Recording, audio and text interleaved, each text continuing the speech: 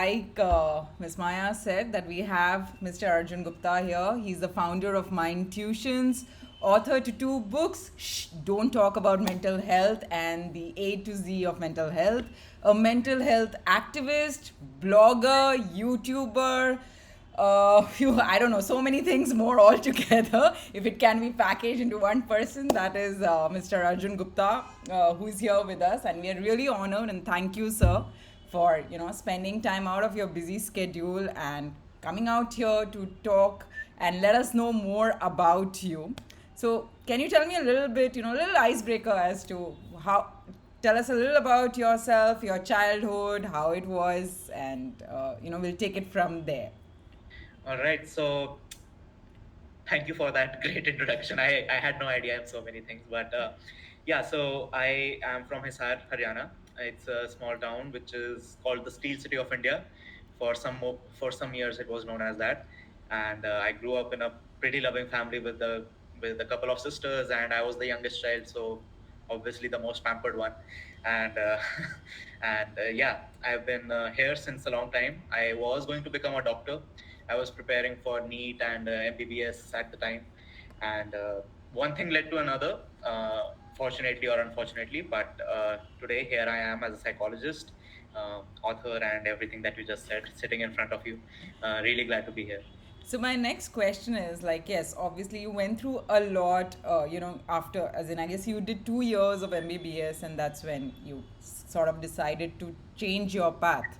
So what made you choose psychology as a subject? Why not something else, like altogether something different, like probably nature activist or environmental activist? Why psychology of all the, from all the subjects to choose, Hmm. what made you choose that as a subject? There were a couple of things. So I dropped out of MBBS because I was going through a very severe clinical depression and very severe suicidality.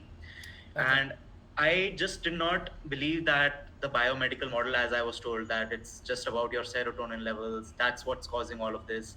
I I found that very reductive. Like when my psychiatrist told me that this is uh, this is happening just because you have too low of serotonin, and if you got more of that, then you would be happy. I was like, will I really? So I got into psychology because I wanted to understand myself better more than anything else. I wanted to understand what led to these things that were happening to me, why it happened to me. Because to be honest, I still don't have that answer about why I slipped into that severe of a depression. And psychology, I felt like it would give me some answers at the time. It did not, but that's okay. Uh, Another one that is the more controversial one is that I just thought that it would be more relaxed than the MBBS course. I think that is the correct answer to Yeah, it. yeah. so so yeah, I was in a very delicate position in 2017. So Okay. I had two options at that time. Either I'd start from my first year in MBBS all over again because I had not cleared any exams beforehand. Okay. So I had either that option, start from zero again, or go for something else, which I did because I did not think I could take that pressure of an MBBS program again. Okay. And to be honest, it's very, very intense. It's very demanding. Uh, it will literally take everything out of you, that course. So I thought, okay, let's try to do something similar, but something that is a bit more chill in Yeah, its but I'm scope. sure it's not so chill because I've seen your Insta reels where you're like studies in Jamia, ये भी आता है, ये भी आता है, and like ये नहीं पता, ये नहीं पता, ये नहीं पता. So yes, I know it is. I'm sure It's it's a not whole so different easy. it's a whole different kind of difficulty when it comes to psychology, because in MBBS there's so much to remember, Yeah, and in psychology there's so much complexity in every topic. So even if absolutely. you take something as simple as hope, or resilience or happiness, and there's so much theory behind it, like what is happiness, what is hope, there's at least five different theories on it, five different historical philosophers on it, and you just have to know everything, and it's challenging. Yeah. So, during your tough times when you were going through your clinical depression, what made you seek out help? Because generally, men don't, that's what we have heard most of the times. It is for women, it's kind of becomes like, the tap water just opens up and we cry it out and we somehow we say, okay, we need help. But what made you as a person, one, understand that it is something clinical about it, and two, ask for help? So there are quite a lot of questions also I have on this in order to understand better, so that we are also able to help out our fellow counterparts, whenever we see. So if you could just tell first and foremost what made you realize that you're going through, it's not a sadness, it's something which is actually a depression and you need help. So what was there something You that know, made you aware of that? the toughest part was for 18 months, I did not believe I was depressed or I was ill. The Okay. worst parts that I experienced were when I did not accept that I had an illness, that there was something clinical about it. I felt like what was happening to me was something I deserved for my past actions or something I brought upon myself. It was sort of a self punishment at the time. And Okay. what made me realize that this was not normal, that this was something that made me open up for help, was when I openly, just publicly declared to everyone that I have depression, that I have been told I have depression at least. Um, Okay. and that was on my Facebook post on 14th of February, 5 years back, 2017. And the comments there, they made me realize that I did not used to be this person, that I was someone else before all of this was going on. I was a very happy go lucky kind of a boy who was always trying to better the people around himself and trying to bring a smile to other people's faces. And I did not realize that, I did not recognize that person at the moment.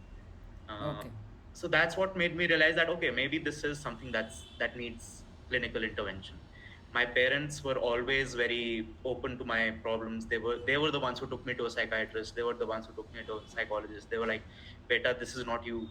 Uh, this is not normal for you. We don't recognize you anymore." And I was like, "Nahi, main to yahi. This is who I am." Okay. Uh, so I think the persistence of my parents and the intervention from my social support at the time, from complete strangers, to be honest, there were a lot of people I had never even talked to in 5 6 years. They were just my juniors from school, and they were like, "Bhaiya, this is what we remember about you, and whatever you are going through, we're here to help you." Oh. And I just thought, okay, Yeah, that kind that's of that's a very overwhelming feeling that exactly, you exactly. don't expect when you get support from unexpected Exactly. places. And that just um, got the spark inside me that okay, I can get better. It's worthy to get better. It's worth it to get better. And that's when I started opening up to my psychiatrist and my therapist. And I think that's what's actually made the difference in my life. Okay, so how did you manage to fight and overcome your mental health issues by going, like, before you realized, right, that you were depressed, or it's something which is not normal sadness that we Hmm. would call. So, would you ever try to fight to come out of that zone, or it used to be just like a spiraling black hole where you would just get into? So, The first 18 months were like that. okay, It was just spiraling. I kept trying to reach rock bottom because it was like a self-inflicted injury that I was doing on myself. okay, That okay, how bad can it get, right? So I just genuinely, I was destroying myself, my relationships with my friends, with my family, everyone. And so what happened eventually was that, as I said, the intervention happened, which really made me realize that okay, no, this is not normal. And that's what made me realize that if I keep looking for rock bottom there, I will die. yeah, I, yeah, I will die, and I will die a very sad death. So I think initially I should have, like, looking back on it, I should have known that something was wrong when I didn't enjoy the things I used to. Like, I'd play football at the time with my friends, and I'd just be like, he gets, it's just going through the motions. It seemed very blank. I didn't feel anything. I didn't okay. feel happy. I didn't feel sad. I didn't feel like crying. It was just numb. uh, I couldn't study, I couldn't sleep, I couldn't eat properly. It was like, those are, now that I've read about psychology, about clinical depression, I just realized that it was so obvious. It was so Yeah. obvious at the time that something was going wrong. But my parents were not very well educated when it comes to psychology, at least. Like, my dad's a doctor, my mom's a principal at a college, government college. But when it comes to these mental illnesses, we don't really know this stuff, Yeah. and nobody realized it at the time. And thankfully, it wasn't too late. in my case, Yeah. and that's why I'm still here. Thank God for that, I would say. So, do you still deal with, at times, I'm sure there would be times when you do get upset about things, that's happening around. So, do you still get into that rock bottom phase, or do you still have those lingering thoughts of anxiety, depression, or the fear that you might get back into that black hole again? Do you have that sort of thoughts happening? And if it does, how do you overcome that? I think having gone through that black hole, it's made me more open to just the idea that I might be struggling. So I Okay. remember when my grandma died in February this year. Okay. Um, I could feel myself. I could notice myself going back into that spiral. I was isolating myself from my friends. I was just completely involving myself in work, and that's when I noticed, oh no, wait, this is what happened the last time. So I started Fine. reaching out to my friends that, look, this is what's happening, and I need your help right now. I started talking to my psychiatrist about whether we should up the dosage of my medicines. I started seeking therapy at the time. So just knowing the initial signs this time Hmm. made me made it easier for me to deal with everything that was going on.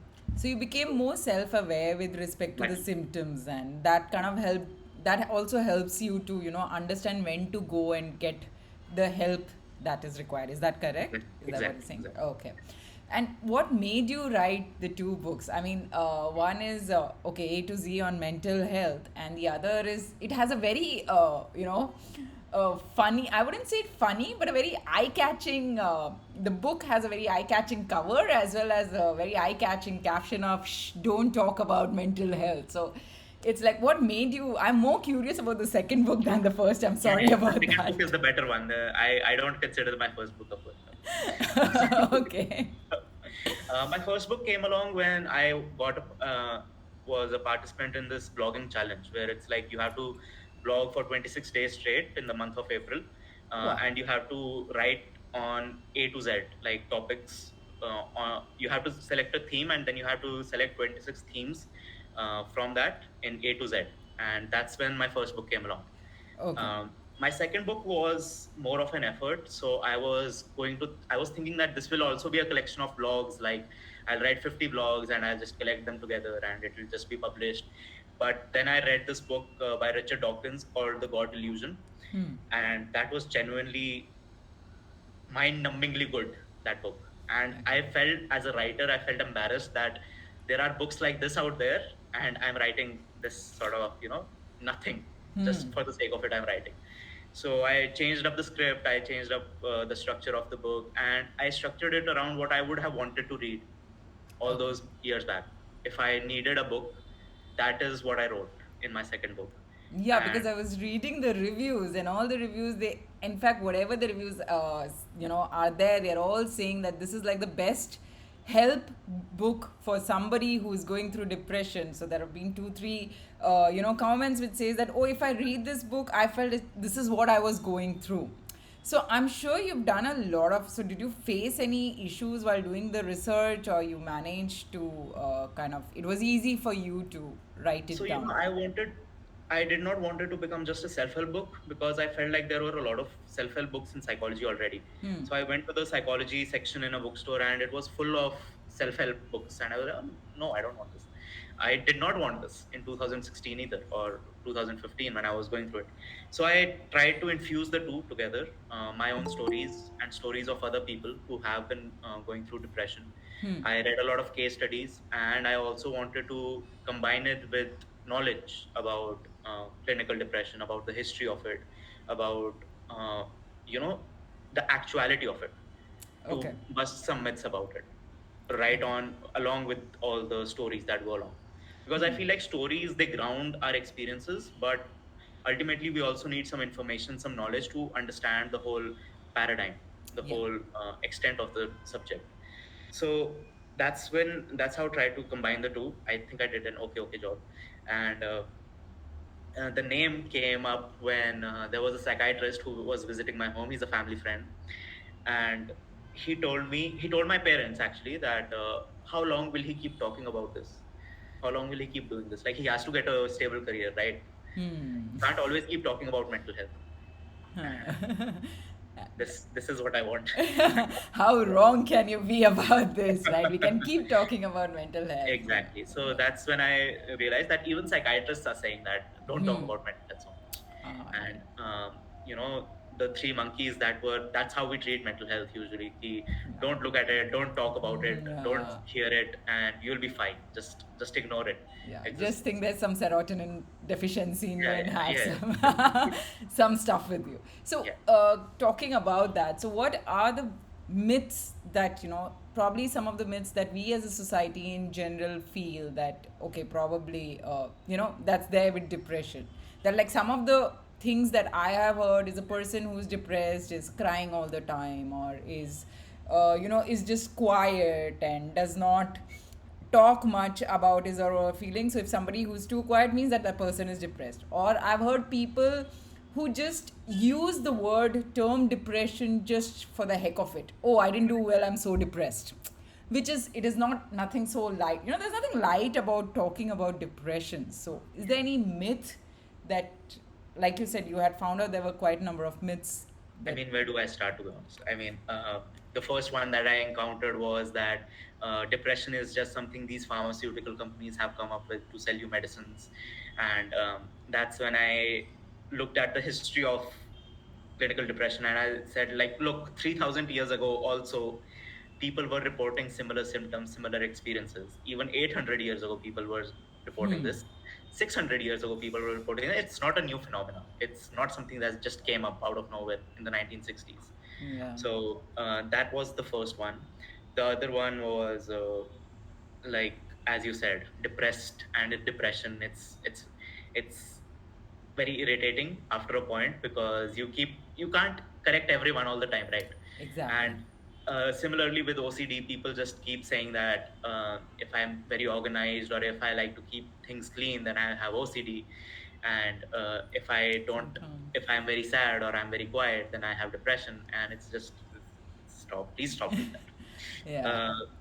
One interesting one that I actually saw, especially when it comes to men's mental health, is that aggression is not really considered a symptom of depression. So, Right, right, yeah. yeah. So, aggression, a lot of aggression is a symptom of depression. It is not considered, it is a cultural symptom which appears mostly in men. So, instead of, keeping it all inside, keeping all our emotions inside, men often externalize it and we let it out. So, I remember when I was depressed, I was throwing things here and there just to get all that energy inside me out because that energy was sort of destroying me. So I was like, no, I'd rather destroy something outside.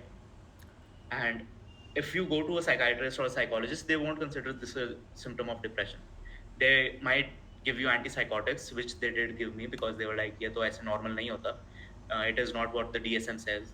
But the more I studied about it, the more I realized that it is a very common symptom I'm among sorry, men. what is DSM? I'm very Yeah, so it's like illiterate in it. it's what we use to diagnose people. Okay. So DSM gives us a checklist of things to tick off. Uh, Very rudimentarily, I'm explaining. So it gives us a checklist of things, symptoms to check, Okay. and if you meet a certain criteria, you are officially diagnosed as a person with a disorder.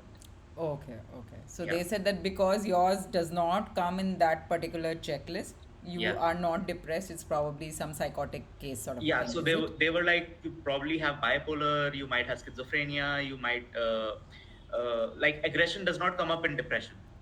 And I was 17 at the time now, and it wasn't like I was very well versed in psychology and True. psychopathology. So I was like, "ठीक है, schizophrenia, okay, Okay. bipolar, whatever you say, sir." True. but True, but true. I think as time has gone on, I have tried to talk to more psychiatrists and psychologists about this to be open to this as a symptom of depression as well. We don't want to misdiagnose people who come to us for help because that is a whole different challenge once it gets there. Exactly. So, like you said, that men they tend not to talk about depression much, probably by aggression, by other means. Again, that was another Insta stalking that I did where you had, I think, about five, various symptoms or five ways in which men show that they are depressed, right? Yeah. So, how do we as a society, as in understand, because men are not great at talking about feelings, okay? whatever said and done. Like you said, we don't talk about feelings, we talk about other things in life other than feelings. I mean, I guess that's somewhat your words in the Insta stalking spree that I did. I did a good job, didn't I? Clearly, very, very thorough. Yeah, pat on the back. So self appreciation is the best way to go. So coming back to the question, so how do we find out, that this particular person is not normal? Like if I'm training my students, if I'm a trainer or I'm a faculty in a particular college, that's the age where maximum people tend to get into the depression, the depressive phase. So because kids tell their parents everything, but as soon as you become a teenager, there's something that is switched on in the hormonal button where you just switch off your mouth, right? You don't talk, you zip up the lips. So how is it that we as adults, as individuals of the society, understand that our friend is going through something or our student is going through something, and help them come out of it when they themselves are not comfortable in talking about their feelings? You know, the symptoms or the signs that we can look out for is just a certain change in their behavior other than normal. Okay. Like, especially with girls, I see that they are given the benefit of the doubt. Like, if you see a girl misbehaving in class, or if you see a girl who's very absent in class very often due to a sickness, then it might be because they are going through something psychological.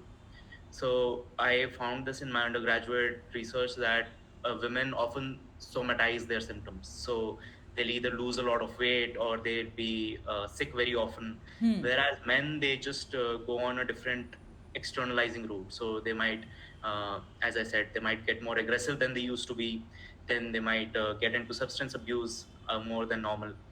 The thing about it ultimately is, are people different from what they used to be, from the normal that you used to? So Okay. there are some people who are very aggressive by nature. They always have been and they always will be. If they are acting aggressively, you'll be like, "Huh, yeah, this is normal for them. I don't like it, but this is normal for them." Okay. And yeah, but if someone who was very quiet, very happy, very friendly, and suddenly they are getting more withdrawn, getting into more fights, or getting into more mishaps in some, that is a sign that there is something going wrong. And as you said, the toughest part is getting someone to realize that there is something going wrong, because no matter how much you tell them, unless they're willing to accept it, there's not a lot you can do. And that is a very frustrating and helpless feeling to have. Yeah. So what about introverts, as in the people who tend to be withdrawn anyway, who prefer their own company? I'm sure even they also have. So how do we find out about them the symptoms? See, somebody who's an extrovert and suddenly becomes quiet and does not want to go out, we kind of realize, okay, this particular person, there's something wrong. I mean, it's like you can see the change immediately. But somebody who's an introvert, is there any way where we can find it, or they themselves will have to come up and tell us? I mean, if in your research or in the reason why I'm saying is because I'm surrounded by a lot of introverts. Okay, so if I would always want to understand if there is somebody like that who is going through something and still not, talking up much about it. So is there any way we can find out? The thing about us humans is, whether we talk about our emotions or not, they come out one way or the other. Whether it's introverts or extroverts, or Okay. men or women, our emotions, they just cannot be suppressed forever. They will come out one way or the other. So an introvert, as you're talking about, while I don't have any exact information on introverts per se, but introverts, what they do is they indulge themselves more and more. So there is if I am an introvert and I enjoy spending most of my time playing on my PS5, or just reading books, I just go all in on that, everything. Okay. Okay. Okay. So you know as to All my energy, yeah. So blank out. everything just becomes centered around that. Okay. So overindulgence in work, or just any behavior that is not normal, that is not usual for them. It's introverts, ठीक है, we don't really talk about. I am also an introvert myself, कभी मेरे को मिलना. So we don't really talk about it, but these things, the things we spend our time with, they give us an idea about what the internal situation is. Okay. Okay. So yeah. All right, got it. So basically, any change in normal, whether it is extra or it is less, Hmm. right? That is what should be a symptom or a red flag that, Yeah. okay, boss, we need to really do something to help that other person out, Yeah. right? Okay. Now, a little bit of a rapid fire round sort of a thing. I'll do a little bit of a coffee sort of. No, it won't be a Get a coffee hamper as round. well. No, no, it won't be a coffee round. Coffee round is too adult. This is simple family show. So, a rapid fire round is what we're planning to do to lighten up the atmosphere. So, what's your favorite food? Rajma chawal. Ah, okay. Favorite place? I'm a football fan, so Emirates Stadium, London. Oh, okay. You been there? Nope. Nope. Okay. Person whom you admire the most? Person. My dad. Okay. Any specific reason why, or just because he's, you know, any Um, specific, what do you call, quality of his that you admire a lot about him? his calmness under pressure, to be honest. Okay. He's just such a calm person. Like even when I am losing my cool, he's just like, "Ah, it's cool." Okay. He's reached that Zen state. Yeah, pretty much. Okay. Okay. One thing you cannot do without Coffee. coffee. Okay. Dogs or cats? I think I know Dogs. the answer. You have two of them, right? Yeah. Pugs?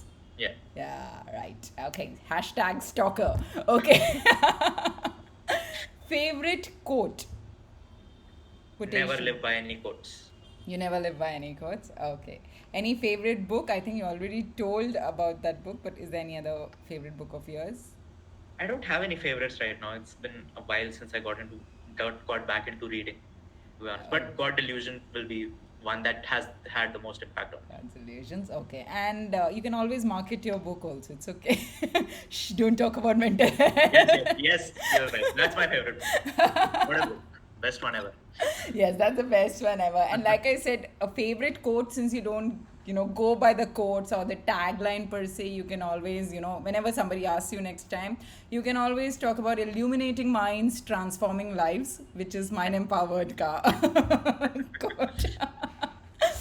All right, and last but not the least, now this is not a rapid fire question, but what advice would you give to people, especially men who are dealing with mental health issues? When it comes to advice, there's very little that I can give which would apply to everyone because every person has very different experiences, very different outlooks on life, on feelings, everything like that. One thing that I always suggest to people is try to be self aware about what you're going through and try to understand yourself better because only when you understand yourself you can communicate it to others or understand other people. So whenever I go to support groups or talk to boys about men's mental health, I always tell them understand yourself better, try to understand your emotions better, and learn one emotion word every day for the rest of the year. Wow, that's a wonderful advice. In fact, I had read somewhere you'd also talked about that whatever you're thinking is not true. So Yeah. remember that whatever are your thoughts, they are just thoughts. They are not true. Yeah, definitely. That would be my second advice that Yeah. we often take our thoughts too seriously. We think that what we're thinking is in our own best interest. It's the truth. It's not the truth. It's just something that your mind came up with in a moment. Thoughts come and go. Take the ones you like and let go of the ones you don't. Like, oh wow, that's another wonderful advice. And I believe every Friday now you've started recently with just for men. I think you have Yeah, started it's with every Saturday. So I have, Saturday, is it? Okay. yeah, so I have one at 7 today. Okay. So we'll see how it goes. Okay, but it's for the boys who wish to come and who wish to like Yeah, talk about. So it's like a support group for the men who are, going through a little difficulty with the mental health. pretty All right, much. great. I hope you find a lot of success in that. So because what you are doing, especially with respect to mental health, it is quite a huge task. Yeah, I mean, we might start slow, there might be less number of people who turn up, but I think even if we make a difference to one person, that that itself is a huge thing. So Yeah. all the best to you, sir. Thank And you. Please stop calling me sir. I feel very old. मैं अर्जुन है ठीक. that's exactly the reason why I'm calling you, sir. So that I don't feel old. So, sir, thank you so much. My students keeps doing the same thing. They write it in bold whenever they have to. Sir.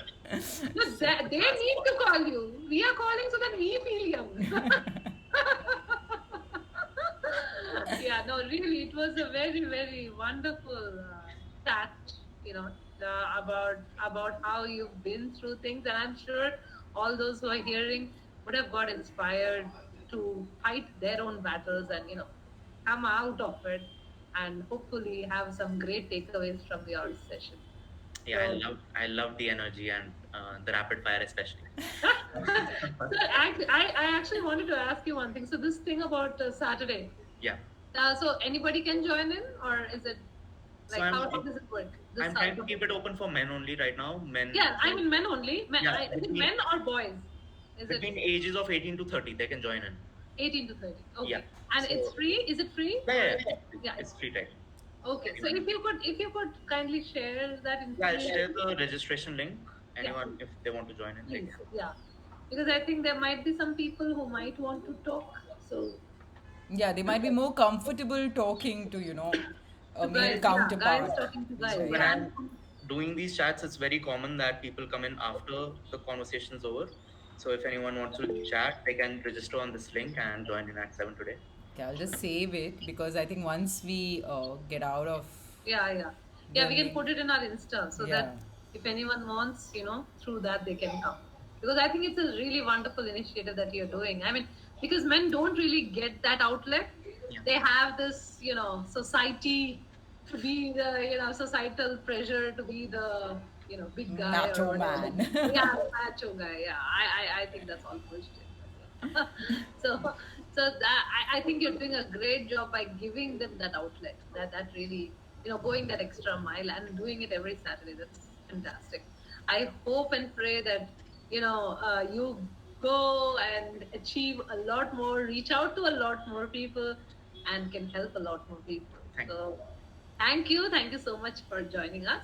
Yes, And thank you so much for having me. I absolutely enjoyed it, and might genuinely be the best chat I've ever had. I absolutely love this. Thank you so much. Thank you so much for that. Thanks a lot, guys. Next week we are having our offline women empowerment dance drama happening in Kochi.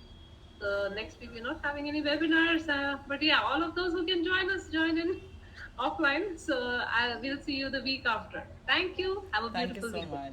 Take care. Bye.